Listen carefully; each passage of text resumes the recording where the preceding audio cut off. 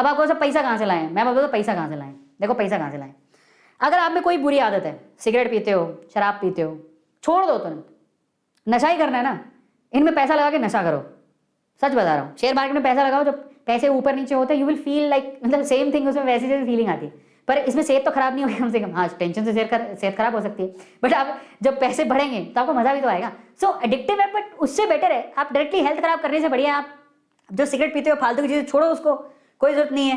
समझ में आता है? कम खाओ, गम खाओ, ये सब चीजें मत खाओ, पैसे बचाओ फालतू चीजें में खर्च करने से। पिज्जा मंगा रहे हो, ठीक है, उसमें मजा आ रहा है, आईफोन खरीद लोगे, हमें आईफोन चाहिए, आईफोन आता है 20, 30, 40 हजार, 50 हजार, 70 हजार, 1 लाख रुपए का, इतना महंगा आईफोन खरीद रहे हो, उससे बढ़िया किसी के शेयर खरीद लो, काम आएंगे, उसी शेयर से जो प्रॉफिट होगा उससे खरीद लेना।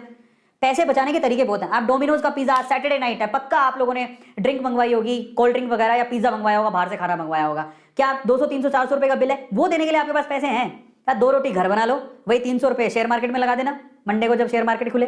पैसे बचाने के तरीके बहुत है, लेकिन बस हमको क्या है ना, आदत पड़ी हुई है, रिस्क नहीं उठाएंगे, या बस चाहे पैसा कूड़े में गाल देंगे लेकिन रिस्क नहीं उठाएंगे।